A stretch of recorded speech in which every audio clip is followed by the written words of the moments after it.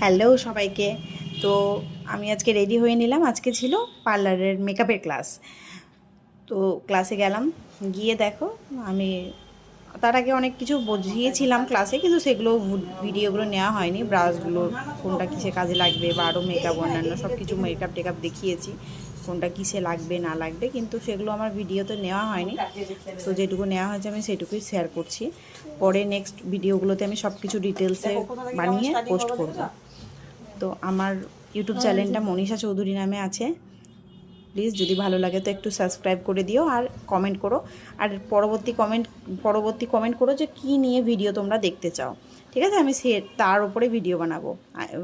Makeup না parlour না nail extension বা সেলফ মেকআপ যা চাইবে আমি সেটার উপরে ভিডিও বানাবো। তো ওরা প্র্যাকটিস করছে।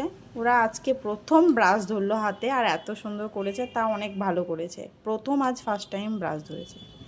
এসেই দেখছি পার্লারে কাস্টমার বসে, ওদেরকে হেয়ার কাটিংয়ের ক্লাসটাও করিয়ে দিলাম।